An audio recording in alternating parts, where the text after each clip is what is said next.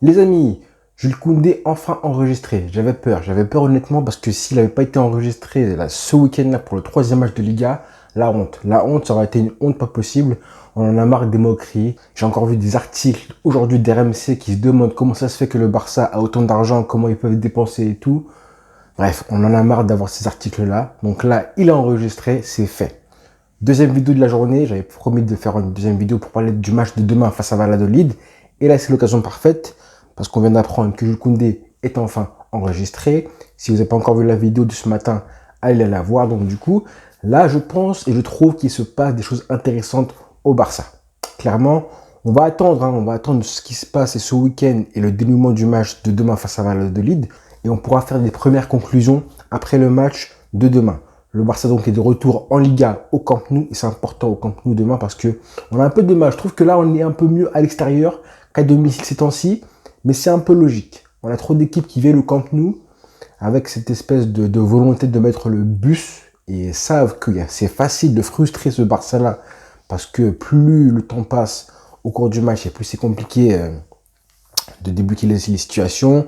On a un Barça qui a du mal à réussir ses entames de match. Donc forcément, à l'extérieur, ça va mieux parce qu'à l'extérieur, les équipes sont obligées de jouer. Elles sont plus joueuses, logiquement, devant leur public. Elles y croient plus. C'est pour ça qu'on a réussi à tartiner la Real Sociedad. Là, il n'y a pas le choix. Il faut absolument prendre les 3 points. Là, demain, le mois d'août se termine pour le Barça avec ce match face à Valladolid. Un mois d'août qui s'est relativement bien passé pour le Barça. Et après, on va partir pour un mois de septembre qui va être hyper important, avec aussi la fin du mercato qui va arriver, je crois, jeudi 31. Ce match face à Séville la semaine prochaine et le début de la C1 face au Victoria Plzen. Là, c'est vraiment le moment de monter en puissance. Demain, ce match-là, il va servir. Et là, Jules Koundé, j'ai envie de dire que là, il est enregistré. Donc, le projet de Xavi devient concret. En vrai, on n'a même pas le temps de monter progressivement en puissance. Il va falloir être fort tout de suite. Trouver une équipe type assez rapidement, ou du moins l'équipe la plus compétitive à l'instant T, celle où les joueurs méritent le plus de jouer, et pas nécessairement l'équipe qui va jouer et qui sera l'équipe type dans 6-7 mois. Là, il faut avoir l'équipe type la plus compétitive à l'instant T où je parle maintenant pour les matchs qui vont arriver très vite et les échéances à venir. Donc là, Xavi, ce qui est intéressant vraiment dans la vidéo que je veux parler, c'est que Xavi, il tente des choses. Récemment, il a tenté plusieurs choses, des petits tests qu'il a fait tout au long de l'été, et même pour les premiers matchs de Liga, il a mis une défense à 3 avec Araujo. C'était un petit peu le signe que oui, il lui fallait un latéral au mercato aussi. Il a essayé Frenkie de Jong en numéro 6 et au milieu de terrain avec Gavi associé les deux en pivot quand Busquets a été suspendu. Il a aussi réussi de remettre en selle et en confiance Ferran Torres, mais là stop. Là stop, il va falloir mettre les hommes qui sont en forme à l'instant T, les hommes en forme du moment, ceux qui méritent le plus d'être titulaire aujourd'hui à l'heure où on parle en ce 28 août. Et il y a des signes qui montrent qu'on tend vers la méritocratie de plus en plus. Ça, c'est intéressant. Et je vais en citer plusieurs qui me font penser ça.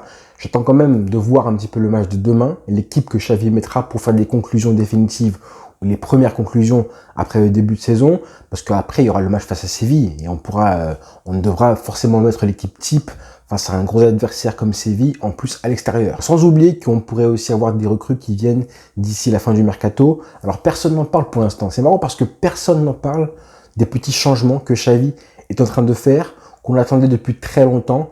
Des fois qu'on le reprochait un petit peu parce qu'on pensait qu'il était un petit peu trop ami avec les cadres de l'équipe. Mais là, clairement, il y a pas mal de petites rumeurs déjà qui viennent d'arriver. Déjà hier, on a eu la rumeur comme quoi, là, apparemment, Baldé serait titulaire, ça c'est sûr apparemment, au poste de latéral gauche à la place d'Alba. Donc progressivement, on voit que la transmission est enfin en train de se faire. Alba, il n'est pas trop vieux, il a 33 ans, c'est pas non plus la folie. Mais là, on a compris que Xavi veut profiter du fait que Baldé soit en confiance. Il est en feu en ce moment, donc il faut qu'il joue titulaire. On a vu encore contre City, il est perfectible, mais il a des grosses qualités aussi en défense centrale. Et là, c'est important. Donc, comme je disais, le projet commence, mais Koundé arrive.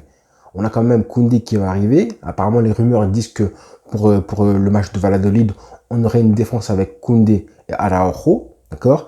Il a quand même avant essayé Christensen d'abord. Et bizarrement, on voit que personne n'en parle. Personne n'a cramé que la Piqué est définitivement hors circuit. Il n'est pas vraiment dans les plans. La concurrence est trop forte pour lui. Et Xavi n'a même pas fait jouer une seule minute Piqué pour l'instant en 2 matchs de Liga. Et donc pour finir, Sergio Roberto, qui pourrait être le 4e homme de la défense qui a été avancé par la presse, la défense pour le match de Valladolid. Sergio Roberto qui il mérite de jouer demain, mais croyez pas, lui on peut pas se permettre d'avoir ce mec-là toute la saison, c'est impossible. Donc pour l'instant il mérite de jouer, et demain il a intérêt à saisir sa chance là, qui est inestimable, de jouer à domicile en plus, en tant que titulaire pour l'instant. Là il a fait un bon match face à City, mais en soi c'est un amical, ça vaut rien du tout, ça vaut rien du tout. Et puis au milieu de terrain, moi, je pense que c'est vraiment le milieu de terrain, comme d'habitude, c'est le secteur du terrain où ça va être la clé de la saison du Barça. Ça va être la clé de savoir si on va gagner des titres, des gros titres ou pas. Tout se passe au milieu de terrain pour moi. C'est là que Xavi doit trouver la bonne formule. La Busquets revient de suspension. On va voir qui sera placé avec Pedri, parce que lui, il est forcément intouchable. Pedri et Busquets. Moi, je milite encore et encore et encore pour Kessié, parce que je pense que c'est le profil qui manque à ce milieu de terrain est là pour compenser un petit peu les carences et les difficultés de Busquets, clairement. Gavi, je pense qu'il n'est pas encore prêt. Il n'a pas cette capacité à stabiliser un milieu de terrain à lui tout seul pour l'instant, cette capacité à soulager Busquets et surtout à protéger un petit peu plus la défense. Alors que voilà, Kessié, on sait qu'il a cette capacité de conservation du ballon qui pourrait aider à la relance, même si c'est pas un relanceur extraordinaire. Dans l'impact physique aussi, dans la capacité à gagner la bataille du milieu de terrain. Kessié, c'est le mec qui devrait te permettre de jouer avec un peu plus d'intensité. Surtout au Camp Nou, là, il faudra mettre pas mal, faut les rendre fous. Les équipes qui posent le bus comme ça, il faut jouer avec pas mal de vitesse, intensité, pour qu'à la fin, ils craquent. Et ça, il te faut vraiment un milieu de terrain costaud pour ça. Et en attaque, on a envie de voir encore une fois si la relation entre Lewandowski et Ansu Fati va se développer. Si Ansu Fati peut assumer un rôle de titulaire côté gauche, parce que c'est pas facile, c'est différent surtout être titulaire. Quand tu es titulaire, tu joues d'abord les premières minutes. Quand l'équipe adverse est bien organisée, qu'elle est bien stable et bien compacte, c'est plus difficile qu'entrer en jeu. Quand tu entres en jeu, en tant que rôle de super sub, tu as un coach qui te dit où te placer pour faire le plus mal, enfin un bon coach, te dit où te placer pour faire le plus mal à l'adversaire. Donc là, tu es guidé par ton coach qui te dit qui te guide comment désordonner l'organisation de l'équipe adverse, évidemment. Donc demain, on pourrait avoir enfin une équipe de guerre. L'équipe qui pourrait le plus ressembler au prochain gros match. La Koundé, il est enfin là.